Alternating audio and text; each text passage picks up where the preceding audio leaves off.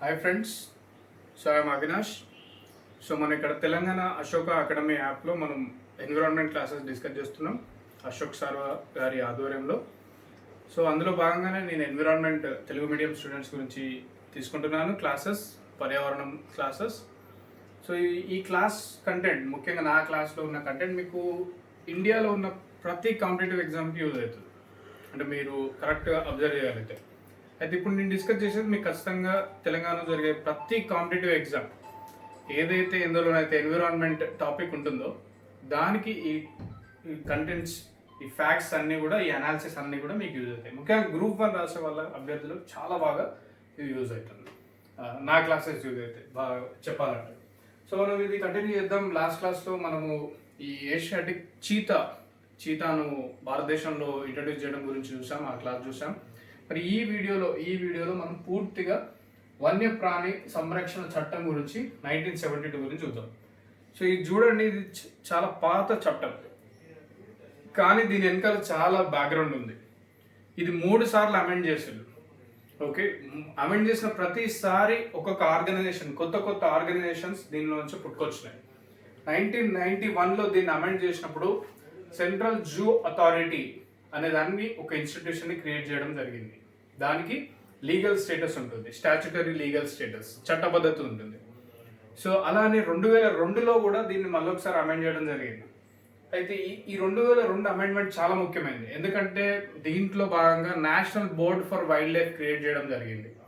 ఈ national board for wild life chairman స్వయాన ప్రధానమంత్రి. సో ఈ national board for wild life ఏం చేస్తుంది, అసలు దీన్ని ఎందుకు అమెండ్ చేయడం జరిగింది 2002లో. తర్వాత 2006లో మళ్ళీ దీన్ని అమెండ్ చేశారు మళ్ళొకసారి. అప్పుడు మనకు 2 ఇన్స్టిట్యూషన్స్ దీనిలో నుంచి వెళ్ళి పుట్టుకొచ్చినాయి.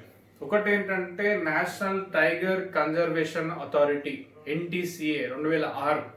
అసలు 2006లో ఎందుకు అమెండ్ చేయడం జరిగింది. ఇంకొకటి ఏంటంటే wild life crime control bureau, WCCB, అంటే వన్యప్రాణులను ఎవరైతే చంపుతున్నారో వాళ్లకు సంబంధించిన అట్లాంటివి జరగకుండా, అట్లాంటి నేరాలు జరగకుండా కట్టడి చేసే ఒక వ్యవస్థీకృత యంత్రాంగం, ఇంటెలిజెన్స్ బ్యూరో అంటాం. Okay, central bureau of investigation అంటాం. అట్లనే wild life crime control bureau, అంటే వన్యప్రాణులకు సంబంధించిన క్రైమ్స్ ఏవైతే జరుగుతున్నాయో వాటిని అరికట్టడం, నిరోధించడం, వాటిపైన ఇన్వెస్టిగేట్ చేయడం దాని యొక్క ముఖ్య ఉద్దేశం. చూద్దాం అదేందో. తర్వాత ఇలా 6 షెడ్యూల్స్ ఉంటాయి. షెడ్యూల్ 1, 2, 3, 4, 5, 6. ఏ షెడ్యూల్లో ఏంటి అనేది కూడా క్లియర్గా చూద్దాం. సో ఈ వీడియోని మీరు పూర్తిగా చూసినట్టయితే దీనికి సంబంధించిన పూర్తి వివరాలు మీకు అందుతాయి. సో అలా అనమాట. దీనికి ఒక బ్యాక్గ్రౌండ్ కూడా ఉంది. ఈ చట్టం వల్ల రాజ్యాంగంలో ఏ ఆర్టికల్స్ ప్రభావితం అవుతాయి, రాజ్యాంగంలో ఏ ఆర్టికల్ వల్ల ఈ యొక్క చట్టం చేయడం జరిగింది, ఇదంతా కూడా మనం క్లియర్గా చూద్దాం. ఈ వీడియోని మీరు లాస్ట్ దాకా చూసినట్టయితే మీకు యూజ్ ఉంటుంది. ఏదో వచ్చి చూసినామో వెళ్ళిపోయినాం అంటే ఖచ్చితంగా అది మీకు యూజ్ అవ్వదు. సో మీరు ఇది స్టార్ట్ చేసే ముందే, ఈ వీడియో చూసే ముందే ఒక పెన్ను, పేపర్ తీసుకొని దగ్గర పెట్టుకోండి. ఓకే, దెన్ రాయడం మొదలు పెట్టండి. సో అదనమాట. సో ఇప్పుడు మీరు చూడండి, ఇది 1972 చట్టం. ఇండియన్ కాన్స్టిట్యూషన్లో మొట్టమొదటి పాయింట్ ఏంటంటే, ఇండియన్ కాన్స్టిట్యూషన్లోని ఆర్టికల్ 252 ప్రకారంలో భాగంగా ఏం చెప్తుంది ఆర్టికల్ 252 అంటే, ఎప్పుడైతే రాష్ట్రాలు ఒక రిజల్యూషన్ ద్వారా, రాష్ట్ర అసెంబ్లీలో ఒక రిజల్యూషన్ ద్వారా ఇండియన్ పార్లమెంట్ని రిక్వెస్ట్ చేస్తాయో ఒక సబ్జెక్ట్ మీద చట్టం తీసుకురమ్మని చెప్పేసి, అప్పుడు భారత పార్లమెంటుకు రాష్ట్రాలు రిక్వెస్ట్ చేసినాయి కాబట్టి ఈ ఆర్టికల్ కింద ఆ చట్టం చేయడానికి పూర్తి పవర్స్ ఇవ్వడం జరుగుతుంది. సో అలా అనమాట. సో ఆర్టికల్ 252ను యూజ్ చేసుకున్న 11 స్టేట్స్ ఆ టైంలో, బిఫోర్ 1972, 11 స్టేట్స్ ఏం చేసినాయంటే వాళ్ళ అసెంబ్లీస్లో రిజల్యూషన్స్ పాస్ చేసినాయి. ఏమని, ఆర్టికల్ 252 కింద మీరు భారత ప్రభుత్వం ఒక వన్యప్రాణి సంరక్షణ చట్టం భారతదేశం మొత్తం అప్లై అయ్యే విధంగా తీసుకురండి, ఒక మంచి పగడ్బందీ చట్టాన్ని తీసుకురండి అని 11 స్టేట్స్ ఆర్టికల్ 252 భాగంగా రిక్వెస్ట్ చేయడం జరిగింది ఇండియన్ పార్లమెంట్ని. సో ఇందులో భాగంగా ఏం చేశారు, రిక్వెస్ట్ చేశారు కాబట్టి, అండ్ అవసరం కూడా ఉంది కాబట్టి వైల్డ్ లైఫ్ ప్రొటెక్షన్ యాక్ట్ వన్యప్రాణి సంరక్షణ చట్టాన్ని 1972లో భారత పార్లమెంట్ తీసుకురావడం జరిగింది. ఇంతకుముందే మీకు క్లాస్లో చెప్పిన 1972లో ఏం జరిగింది? 1972లో మనకు Stockholm conference, United Nation environment programme conference జరిగింది. ఈ కాన్ఫరెన్స్లో ఇందిరాగాంధీ పార్టిసిపేట్ చేశారు అండ్ అక్కడనే తనకు భారతదేశంలో చీత అంతరించిపోయిందన్న విషయం తెలిసింది. అలా అన్నమాట. సెకండ్ ఇంకేం జరిగింది? 1972లోనే ప్రాజెక్ట్ టైగర్ కూడా స్టార్ట్ అయింది. సో అంటే ఏంటి ఇక్కడ? పూర్తిగా వన్యప్రాణి సంరక్షణ చట్టం ఒక పగడ్బందీ చట్టం చేయాల్సిన ఆవశ్యకత ఎంతైనా ఉంది ఆ సమయంలో. ఎందుకంటే వన్యప్రాణులు భారతదేశంలో తీవ్రమైన థ్రెట్ని ఎదుర్కొంటున్నారు కాబట్టి. సో అలా అనమాట. Wildlife protection act was formulated. Then దీని యొక్క ముఖ్య ఉద్దేశం ఏంటి? What are the aims of, లక్ష్యాలు ఏంటి? దీనికి ఉన్న లక్ష్యాలు ఏంటి? మొట్టమొదటి లక్ష్యం ఏంటంటే, మీరు ఇక్కడ అర్థం చేసుకోండి, ఈ చట్టం పరిధిలో ఇదేం చెప్తుందంటే భారతదేశంలోని ప్లాంట్స్, వృక్షాలు, భారతదేశంలోని యానిమల్స్, జంతువులు, భారతదేశంలోని పక్షులు, బర్డ్స్ని సంరక్షించాలి అని చెప్తుంది. ఈ చట్టం యొక్క ముఖ్య ఉద్దేశం ఏంటి? To protect the plants, animals and birds in India. Okay, so that is the thing here. Second is that plants, animals, birds protection in India. Second is that protect the habitats. అంటే ఏంటి? ఆవాసాలు. protect the habitats or ఆవాసాలు of the plants, animals and birds in India. So మీరు ఈ జంతువులను, జీవజాతిని protect చేయడమే కాకుండా వాటి యొక్క ఆవాసాలను కూడా ప్రొటెక్ట్ చేయాల్సిన అవసరం ఉంది. ఇంకేం చెప్తుంది? ఇదేం చెప్తుందంటే ప్రోహిబిట్ అంటే పూర్తిగా ఆపేశాలి. Prohibiting the killing of wildlife అని చెప్తుంది. లేదా prohibiting the hunting in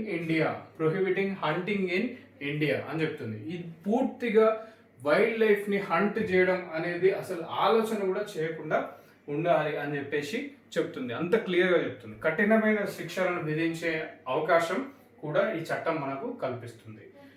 so అలా అనమాట. ఎందుకు ప్రొహిబిటింగ్ హంటింగ్? ఎందుకు అంటే ఈ హంటింగ్ వల్లనే మనకు ఏషియాటిక్ చీత భారతదేశంలో అంతరించిపోయింది. ఈ హంటింగ్ వల్లనే పులులు అంతరించిపోయే దశకు చేరుకున్నాయి. ఈ హంటింగ్ వల్లనే ఎన్నో ఇతర రకాల వన్యప్రాణులు, కోతులు కావచ్చు, జింకలు కావచ్చు, ఇటువంటివి ఎంతో ప్రమాదాన్ని ఎదుర్కొంటున్నాయి. సింహాలు కావచ్చు, గిర్ సింహాలు కావచ్చు. కాబట్టి prohibiting hunting of wildlife in India అని చెప్తుంది. ఇంకా ఈ చట్టం ఎంత క్లియర్గా చెప్తుందంటే, ఎవరి దగ్గర అయితే ఇదివరకు గన్నులు ఏవైతే ఉన్నాయో యానిమల్స్ని హంట్ చేయడం గురించి మొత్తం భారతదేశంలో ఎవరైతే గవర్నమెంట్ దగ్గర పర్మిషన్ తీసుకొని గన్స్ కొనుక్కొని హంట్ చేస్తున్నారో ఆ లైసెన్సులు మొత్తం ఇచ్చేయాలి. మరియు పూర్తిగా ఆ గన్స్ను కూడా తీసుకొచ్చి లోకల్ పోలీస్ స్టేషన్లో సబ్మిట్ చేయాలి అని చెప్తుంది ఈ చట్టం. అర్థం చేసుకోండి క్లియర్గా. ఏం చెప్తుందంటే ఎవ్వరు కూడా వాళ్ళ దగ్గర గన్స్ ఎట్టి పరిస్థితుల్లో ఉంచుకోవద్దు, తీసుకొచ్చి అక్కడ డిపాజిట్ చేయాలి. కొత్త లైసెన్సులు తర్వాత ఒక్కొక్కని ఎగ్జామిన్ చేసి ఇస్తారు, అది కూడా వాళ్ళకి ఏదైనా థ్రెట్ ఉంటే అని క్లియర్గా ఈ చట్టం చెప్తుంది. So first is you have to protect the wild life. That is the plants, animals, birds. You have to protect their habitats in India. Prohibit hunting or killing of wildlife in India. Then ఇది ఏం చెప్తుందంటే దీని యొక్క 4వ ఉద్దేశం ఏంటంటే create protected areas. So what are protected areas మనం already చూసినాం. చూడకుంటే మీరు ఆ వీడియోని మళ్ళీ ఒకసారి చూడండి, వెనక్కి వెళ్ళి. So what are protected areas? You have to create protected areas like national parks, wildlife sanctuaries, conservation reserves, community reserves. ఇది చూసినాం మనం క్లియర్గా. ఒక గంట సేపు క్లాస్ మనం protected area network of India మీద చూసినాం. సో అలా అనమాట. You have to create the protected areas. Then ఇంకేం చెప్తుంది? Manage and control zoological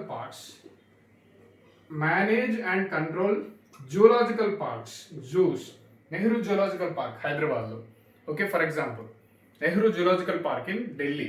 so వాటిని మేనేజ్ చేయడం, కంట్రోల్ చేయడం ఎలా, అక్కడ యొక్క వైల్డ్ లైఫ్ని సంరక్షించడం ఎలా అనేది కూడా ఇది మాట్లాడుతుంది. సో దీస్ ఆర్ నెక్స్ట్ 6 ఏం చెప్తుందంటే regulation of trade regulation of trade in wild life. Regulation of trade in wild life అంటే ఇది వరకు ఏదైతే వైల్డ్ లైఫ్లో ట్రేడ్ జరుగుతుందో, అంటే ఔషధ మొక్కలు కానీ లేదా వన్యప్రాణికి లేదా చిలుకలు, అవి చిన్న చిన్న పెట్స్, ఇట్లాంటివి మనం ట్రేడ్ చేసేవాళ్ళం అనమాట భారతదేశంలో అండ్ విదేశాలతో పాటుగా, విదేశాలతో. సో వాటిని పూర్తిగా రెగ్యులేట్ చేయడం జరిగింది. అంటే ఇప్పటి నుంచి వెళ్ళి భారతదేశంలో వృక్షాలను ట్రేడ్ చేయాలన్నా, లేదా బర్డ్స్ని ఒక ప్లేస్ నుంచి ఇంకో ప్లేస్కి తీసుకెళ్లాలన్నా, యానిమల్స్ని తీసుకెళ్లాలన్నా ఈ చట్టానికి అనుగుణంగా లోబడి రెగ్యులేట్ చేయబడి ఆ పని చేయాల్సి ఉంటుంది. ఇష్టం వచ్చినట్టు చేయడానికి వీల్లేదు అని చెప్తుంది. So these are the 5 broad objectives of this particular Wildlife Protection Act. You have to protect the wildlife. అంటే ఇక్కడ వైల్డ్ లైఫ్ అంటే ప్లాంట్స్, అనిమల్స్, బర్డ్స్ వస్తాయి. Protect the habitats of the wildlifes, that is plants, animals, birds ఆవాసాలు ప్రొటెక్ట్ చేయాలి. Prohibit hunting or killing of wildlife in India. Then create protected areas like national parks, okay, wildlife sanctuaries, abhayaranyalu, jatiya abhayaranyalu, wildlife sanctuaries, conservation reserves, community reserves. Then manage the zoos, manage and control the zoological parks in India. Tarvata wild లైఫ్లో జరిగే trade ఏదైతే ఉందో దాన్ని regulate చేయండి అని ఈ act మనకు చెప్తుంది. ఈ యాక్ట్ మనకు క్లియర్గా చెప్తుంది. సో ఇది 6 broad AIIMS of this particular wild life protection act. అర్థం చేసుకోండి, 6 ముఖ్యమైన లక్ష్యాలు ఇక్కడ. సో నేను వైల్డ్ లైఫ్ అని అంటే దాని అర్థం ఏంటి? అందులో ప్లాంట్స్ వస్తాయి, అందులో యానిమల్స్ వస్తాయి, అందులో బర్డ్స్ కూడా వస్తాయి, పక్షులు కూడా వస్తాయి. ఓకే, అలా అనమాట. So this is the thing about the Wildlife Protection Act. 6 broad aims or objectives. Then ఇక్కడ చూడండి, ఇది ముఖ్యమైన point. Wild life protection act 1972 చేయడం వల్ల article 48 clause A in DPSP Directive Principles of State Policy Part 4లో ఉన్న ఈ ఆర్టికల్ని implement చేయడం జరిగింది. See here, Article 48 Clause A of DPSP Part 4 says that the state ante government should take appropriate steps for protection and conservation of wildlife and their habitats. అది రాజ్యాంగంలో క్లియర్గా చెప్పడం జరిగింది. So రాజ్యాంగంలో చెప్పిన ఈ డైరెక్టివ్ ప్రిన్సిపల్స్ ఆఫ్ స్టేట్ పాలసీలో 48A పూర్తి స్థాయిలో న్యాయం చేకూరుస్తుంది ఈ wildlife protection act 1972. So అలా అనమాట. So by passing the wildlife protection act 1972, the article 48 clause A was implemented indirectly. So అలా అనమాట. ఓకే, దెన్ ఈ యొక్క wild life protection act 1972 pass చేయడంలో మనకి ఏంటంటే, దీంతో పాటు article 51 clause A clause G of fundamental duties is also implemented. In part 4A. Okay, so what is article 51 clause A clause G? It says that it is a fundamental duty. Fundamental duties lo bhaganga em cheptundante, it says that every citizen of this particular country should take the steps for protection and conservation of wildlife. He has to respect the wildlife and he has to see that he do not cause any harm to the wildlife. So అలా అనమాట. అంటే భారతదేశ పౌరులు ఏదైతే భారతదేశ wild life ఉందో వాటికి ఎటువంటి ముప్పును కలిగించకుండా జీవనం సాగించాలి అని ఫండమెంటల్ డ్యూటీ 51AG చెప్తుంది, ఆర్టికల్ 51AG. సో దీన్ని కూడా మనం ఇంప్లిమెంట్ చేయడం జరుగుతుంది వైల్డ్ లైఫ్ ప్రొటెక్షన్ యాక్ట్ 1972 ద్వారా. సో అలా అనమాట. మీకు క్వశ్చన్ పడవచ్చు, డీప్గా పడితే క్వశ్చన్ డెప్త్లో పడితే పడవచ్చు. ఈ wildlife protection act 1972 implementation వల్ల రాజ్యాంగంలో ఏ ఆర్టికల్స్ ప్రభావితమైనాయి? Article 48 clause A, article 51 clause A clause G. ఒకటేమో directive principles of state policy, ఇంకోటేమో ఫండమెంటల్ డ్యూటీస్. ఓకే, అలా అనమాట. సో మీరు ఒకసారి పాలిటీ బుక్ తీసి అది చూడండి, మీకు అర్థమవుతుంది.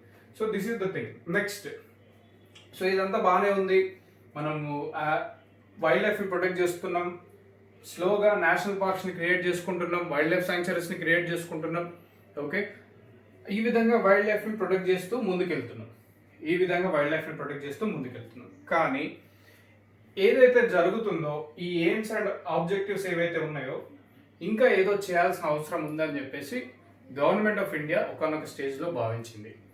దానికి అనుగుణంగానే వైల్డ్ లైఫ్ ప్రొటెక్షన్ యాక్ట్ 1972ను అమెండ్ చేయడం జరిగింది.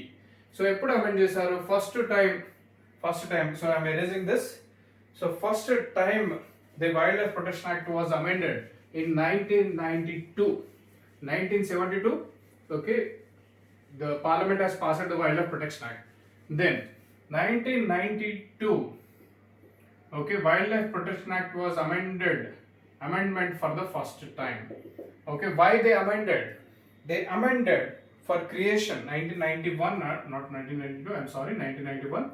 So to create the Central Zoo Authority. So what is this Central Zoo Authority? Okay, ఇదేం చేస్తుంది? జూలాజికల్ పార్క్స్ ఏవైతే ఉన్నాయో భారతదేశంలో వాటికి పర్మిషన్ ఇవ్వడం చేస్తుంది. To give the permission, okay, to establish zoological parks. Then monitor the zoological parks in India, చూసుకుంటుంది. Manage the zoological parks in India, providing financial assistance or financial aid to zoological parks in India, regulate the geological parks in India. Okay, establish rules for geological parks in India. So ఇక్కడ చూడండి 1991లో ఈ wildlife protection act ని amend చేయడం జరిగింది. So ఇందులో భాగంగా ఏం create చేసినా, మరి అమెండ్ చేసినప్పుడు ఏదో ఒకటి క్రియేట్ చేయాలి కదా. సో అదేంటి? Central zoo authority. దీనికి చట్టబద్ధత ఉంది, చట్టబద్ధత కలిగి ఉన్న సంస్థ. ఇదేం చేస్తుంది? దేశంలో జియోలాజికల్ పార్కును క్రియేట్ చేయడం గురించి పర్మిషన్ ఇస్తుంది. అవి ఎక్కడ క్రియేట్ చేయాలి, ఎక్కడ ఎస్టాబ్లిష్ చేయాలి, ఎక్కడి నుంచి తీసేయాలి. ఓకే, అసలు వీటి యొక్క ముఖ్య ఉద్దేశం ఏంటి? జియోలాజికల్ పార్క్స్ ఎందుకు క్రియేట్ చేస్తారు? ఇవి ఉండడం వల్ల ప్రజలకు ఒక అవేర్నెస్ పెరుగుతుంది. ఓకే, ఒకసారి వాళ్ళకి అవేర్నెస్ పెరిగితే, భావితరాలకు అవేర్నెస్ పెరిగితే వాళ్ళు కూడా ఈ వైల్డ్ లైఫ్ను ప్రొటెక్ట్ చేయడంలో వాళ్ళు కూడా భాగస్వామ్యం అవుతారు కాబట్టి. సో జియోలాజికల్ పార్క్స్కి పర్మిషన్ ఇవ్వడం, వాటికి డబ్బులు ఇవ్వడం, వాటిని మానిటర్ చేయడం రెగ్యులర్గా, వాటిని మేనేజ్ చేయడం, వాటికి రూల్స్ని ఫ్రేమ్ చేయడం, వాటిని రెగ్యులేట్ చేయడం, ఫైనాన్షియల్గా కూడా వాటికి హెల్ప్ చేయడం సెంట్రల్ జూ అథారిటీ యొక్క ముఖ్యమైన ఉద్దేశం. అందు గురించి దీన్ని క్రియేట్ చేయడం జరిగింది. ఇది ఎలా క్రియేట్ చేశారు? By amending 1991 wild life protection act 1972 అలా అన్నమాట. నెక్స్ట్ మీరు చూసుకున్నట్టయితే ఇది సెంట్రల్ జూ అథారిటీ. పర్మిషన్ ఇవ్వడం జూస్కి, వాటిని మానిటర్ చేయడం, రెగ్యులేట్ చేయడం, కంట్రోల్ చేయడం, వాటికి డబ్బులు కూడా ఇవ్వడం. రెండోసారి వైల్డ్ లైఫ్ ప్రొటెక్షన్ యాక్ట్ని 2002లో అమెండ్మెంట్ చేశారు. అర్థం చేసుకోండి, ఇది చాలా important. In 2002 year the wildlife protection act 1972 was amended once again. Why they amended this time? To create an organisation called as national board for wildlife. What is this? National board for wildlife. To create an organization called as National Board for Wildlife. So ఇక్కడ చూడండి, National Board for Wildlife, it is the chairman is Prime Minister himself. The chairman of the National Board for Wildlife is the Prime Minister of India. అదే విధంగా ఈ 2002 amendment లో భాగంగా ప్రతి state లో కూడా ఒక state board for wild life ని క్రియేట్ చేయడం జరుగుతుంది. దీని యొక్క చైర్మన్ ఎవరు? ఆయా రెస్పెక్టివ్ స్టేట్ యొక్క చీఫ్ మినిస్టర్. సో అలా అనమాట. So 2002 the Wildlife Protection Act was amended to create or establish National Board for Wildlife. The chairman of National Board for Wildlife is Prime Minister. And every state, the amendment says that every state should create the State Board for Wildlife headed by the Chief Minister. మరి ఏం చేయాలి? మరి వీళ్ళు ఏం చేస్తారు? What the National Board for Wildlife will do? So the National Board for Wildlife will review the situation of wildlife in India. Situation of wildlife in India. అసలు wild life యొక్క పరిస్థితి ఏంటి? ప్లాంట్స్, యానిమల్స్, బర్డ్స్ సిచ్యువేషన్ ఏంటి? అవి సేఫ్గా ఉన్నాయా? ఈ చట్టాలు వాటి పరిరక్షణకు ఉపయోగపడుతున్నాయా? ఇంకేం చేయొచ్చు? ఇంకా ఈ చట్టాన్ని ఏ విధంగా ముందుకు తీసుకెళ్ళవచ్చు? లోపాలు ఎక్కడున్నాయి? వ్యవస్థీకరణ లోపాలు ఉన్నాయా? ఉంటే అవేంటి? ఎలా ఓవర్కమ్ చేయాలి అనే దాని మీద పూర్తిగా national board for wildlife చర్చించడం మాత్రమే కాదు, వీళ్ళు ఏం చేస్తారంటే national board for wildlife they will come out with report on wildlife once in 2 years. National board life వాళ్ళు 2 సంవత్సరాలకు ఒకసారి ఒక వైల్డ్ లైఫ్ పైన రిపోర్ట్ తీసుకొస్తారు. Status of wildlife in India, status of wildlife in India అని చెప్పేసి ఒక రిపోర్ట్ని 2 సంవత్సరాలకు ఒకసారి తీసుకురావడం జరుగుతుంది.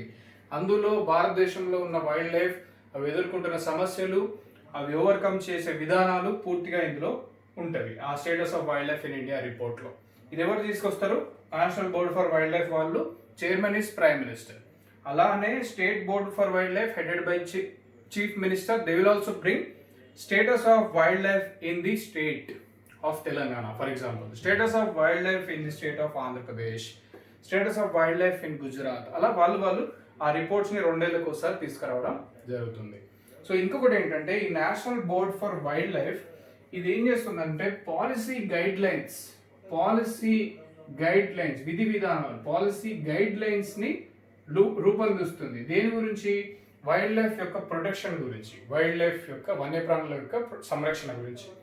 ఇంకొకటి ఏంటంటే మీరు ఇక్కడ గుర్తు చేసుకోవాల్సింది ఏంటంటే ఈ national board for wildlife వాళ్ళు headed by chairman, what they will do is that they will constitute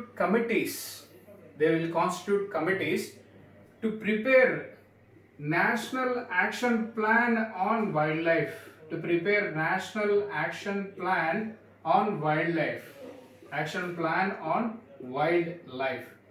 ఇలా national action plan on wildlife ఇప్పటి వరకు మనం 3 national action plans on wildlife తీసుకురావడం జరిగింది. ఒకటేమో మొదటిసారి 1983 to we have 2001 first national action plan on wildlife. Second is 2002 to 2016 second national action plan on wildlife. Third is 2017 present ఇందులో ఉన్నాం మనం 2017 to 2031 సంవత్సరానికి సంబంధించిన national action plan on wild life. ఇది కూడా ఈ national board for wild life ఆధ్వర్యంలో తీసుకురావడం జరుగుతుంది. ఇప్పుడు ప్రజెంట్ మనం 3rd national action plan on wild life ఇందులో ఉన్నాం. అయితే ఈ national action plan on wild life ఎలా మరి వీళ్ళే తీసుకొస్తారంటే లేదు, అప్పుడప్పుడు కొన్ని కమిటీస్ని కాన్స్టిట్యూట్ చేయడం జరుగుతుంది. ఫర్ ఎగ్జాంపుల్ ఈ 2017-2031 సంబంధించిన national action plan on wild life A committee ఆధారంగా తీసుకురావడం జరిగింది ఈ యాక్షన్ ప్లాన్ అంటే ఆ కమిటీ పేరు జేసీ కాలా కమిటీ. KALA committee. ఈ కమిటీని అపాయింట్ చేసింది ఎవరు? National board for wildlife వాళ్ళు. అండ్ ఆ కమిటీ క్షుణ్ణంగా పరిశీలించి ఈ 2017-2031 సంబంధించిన యాక్షన్ ప్లాన్ ఫర్ వైల్డ్ లైఫ్ని తీసుకురావడం జరిగింది. సో ఇదండి మీరు గుర్తుపెట్టుకోవాల్సింది. Okay, so 2002 it was amended to create the National Board for Wildlife, okay, and also State Board for Wildlife. So ఎందుకు అంటే సో ఇక్కడ మీరు క్లియర్గా అర్థం చేసుకోండి, పెద్దగా మీరు కన్ఫ్యూజ్ అవ్వాల్సిన అవసరం లేదు. Okay, national board for wildlife 2 ఏళ్ళకి ఒకసారి status of wildlife in India రిపోర్ట్ని తీసుకురొస్తుంది కంపల్సరీ కదా. అట్ ద సేమ్ టైం వీళ్ళు ఒక కమిటీస్ని అపాయింట్ చేసి యాక్షన్ ప్లాన్ అసలు ఏం చేయాలి అని చెప్పేసి వైల్డ్ లైఫ్ ప్రొటెక్షన్ గురించి అనేది కూడా national action plan on wildlife రిపోర్ట్స్ని రిలీజ్ చేస్తారు. ఆల్రెడీ మనం ఈ చట్టం కన్నా ముందే మనం ఇది ఎస్టాబ్లిష్ చేయడానికన్నా ముందే కూడా 1983-2001లో ఒకసారి రిలీజ్ చేసుకున్నాం. ఓకే, ఇది ఎప్పుడు 2002 నుంచి అఫీషియల్గా మళ్ళీ మనం ఇది రిలీజ్ చేస్తూ ఉన్నాం. First national action plan on wildlife గుర్తుపెట్టుకోండి, year 1983-2001. Second national action plan on wildlife in India year 2002-2016. Third National Action Plan on Wildlife in India 2017-2013. We are here with this JC Kala Committee. Okay, gave this report and we have the third National Action Plan on Wildlife. తర్వాత 2002 అయిపోయిందా, మళ్ళీ ఎప్పుడు amend చేస్తాం దీన్ని అంటే 2006. In 2006 the Wildlife Protection Act was amended once again. It was amended once again, but for what purpose they amended? So because of the 2006 amendment, we have 2 organizations created. One is National Tiger Conservation Authority. మీరు రాసుకోవాలి ఇదంతా కూడా, national tiger conservation authority. Okay, then wildlife crime control bureau. Wildlife crime control bureau, crime control bureau, ఈ రెండింటిని కూడా వీళ్ళు create చేయడం జరిగింది 2006 అమెండ్మెంట్ ద్వారా. ఎన్టీసీఏ చైర్మన్ ఎవరు? ఎన్టీసీఏ చైర్మన్ ఎవరు? ప్రధానమంత్రి కాదు. ఓకే, అర్థం చేసుకోండి. సో ఈ పేర్లోనే ఉంది, national tiger conservation authority was created for protection and conservation of tigers in India, for protection and conservation of tigers in India. So that is the thing here. So NTCA వాళ్ళు చేయాల్సిన ముఖ్యమైన పని ఏంటి అంటే, వీళ్ళు చేయాల్సిన ముఖ్యమైన పని ఏంటంటే to conduct tiger senses, to conduct tiger senses once in 4 years, once in 4 years. It is the duty of the National Tiger Conservation Authority headed by Environment Minister, Central Environment Minister. So అలా అనమాట. మరి సెకండ్ది ఏంటి? Wild life crime control bureau. ఇదేం చేయాలి? Wild life పైన జరిగే crime అంటే ఏంటి? ఫర్ ఎగ్జాంపుల్ పులుల్ని చంపుతున్నాం, వాటి యొక్క స్కిన్ గురించి, వాటి యొక్క చర్మం గురించి, వాటి యొక్క బోన్స్ గురించి, వాటి యొక్క మాంసం గురించి రకరకాల, అసలు టైగర్ బాడీలో ప్రతి ఒక్క దాన్ని యూజ్ చేసుకున్న పరిస్థితి ఏర్పడింది. But that is illegal, that is total illegal and that is against the laws and also the ethics. So ఇటువంటి వైల్డ్ లైఫ్ క్రైమ్స్ని కంట్రోల్ చేయడం గురించి ఒక వ్యవస్థను ఏర్పాటు చేయడం, ఒక పోలీస్ వ్యవస్థను ఏర్పాటు చేయడం wild life crime control bureau. For example చూడండి, టైగర్స్, వీటిని మనం మ్యాక్సిమం వీటి యొక్క చర్మము మరియు గోళ్ళ గురించి చదువుతున్నాం. One horn rhino, okay, one horn rhino ఎందుకు చంపుతున్నాం? ఈ యొక్క ఖడ్గమృగం సంబంధించిన ఈ కొమ్ము గురించి చంపుతున్నాం. అట్లనే మస్క్ డీర్ ఎందుకు చంపుతున్నాం? మస్క్ డీర్ లో మనకు దీని యొక్క టేల్లో, తోకలో మనకు మస్కరీ గ్లాండ్స్ ఉంటాయి, musky glands. So musky glands are used in the scent అంటే పర్ఫ్యూమ్స్లో యూజ్ చేస్తారు, పర్ఫ్యూమ్ మ్యానుఫ్యాక్చర్. దాని గురించి దీన్ని చంపుతున్నాం. సో ఇటువంటివి జరుగుతున్నాయి కాబట్టి వాటిని అడ్డుకునే ఒక వ్యవస్థ కావాలి, ఒక పోలీస్ వ్యవస్థ కావాలి. సో దానికి సంబంధించిందే వైల్డ్ లైఫ్ క్రైమ్ కంట్రోల్ బ్యూరోని ఎస్టాబ్లిష్ చేయడం జరిగింది. So these are amendments.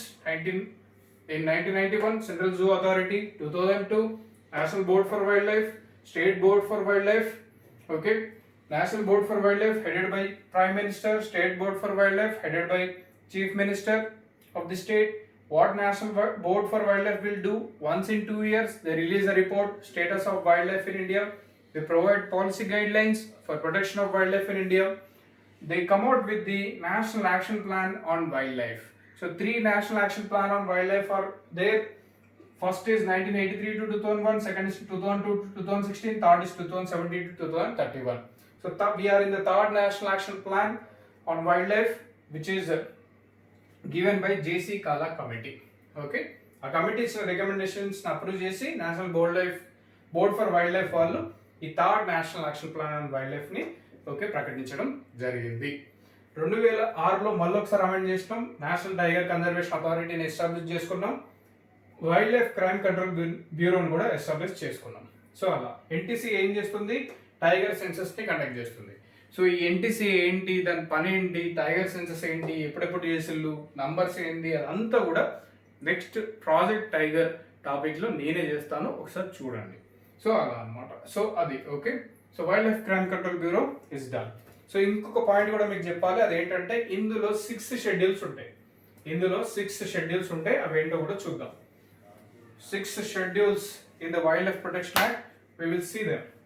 So ముందే మీకు చెప్పాను, వన్యప్రాణి సంరక్షణ చట్టంలో 6 షెడ్యూల్స్ ఉంటాయి. ఈ 6 షెడ్యూల్స్ లో ఏంటి అంటే చూద్దాం ఒకసారి, కొంత కాన్సెప్ట్ వైజ్ చూద్దాం. సో అప్పుడు మనకు ఒక ఐడియా కూడా వస్తుంది.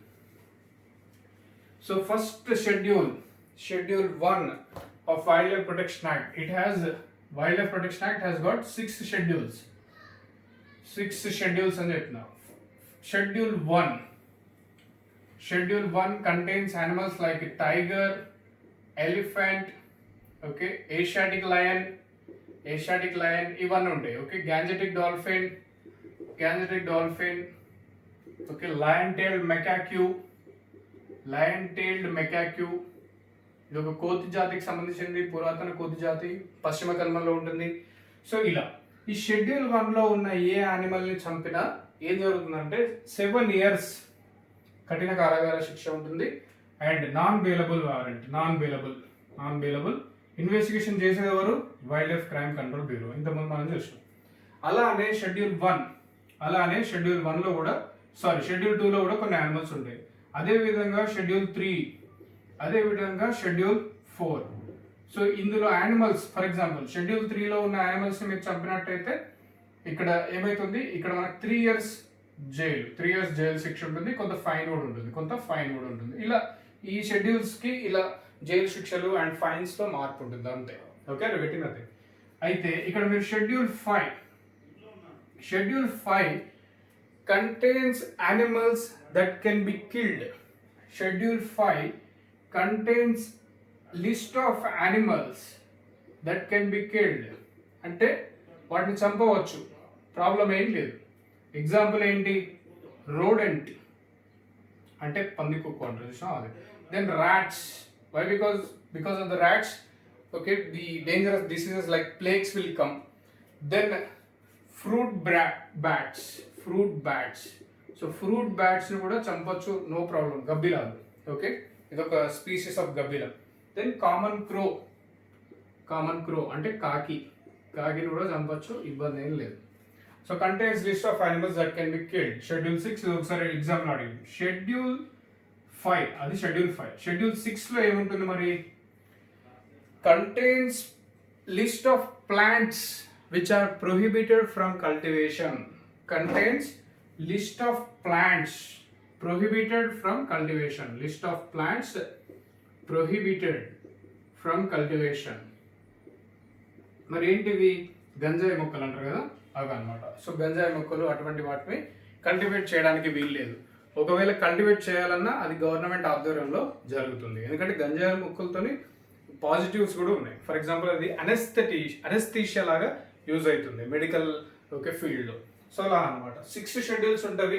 సో ఇందులో పెద్ద ఎక్స్ప్లెనేషన్ ఏం లేదు. ఈ షెడ్యూల్స్లో యానిమల్స్ని పెట్టడం తీయడం జరుగుతూ ఉంటుంది ప్రతిసారి. సో ఇక్కడ పెద్దగా ఏం లేదు. 6 షెడ్యూల్స్. షెడ్యూల్ 1, 2, 3, 4. షెడ్యూల్ 1లో ఉన్నాయి ముఖ్యం.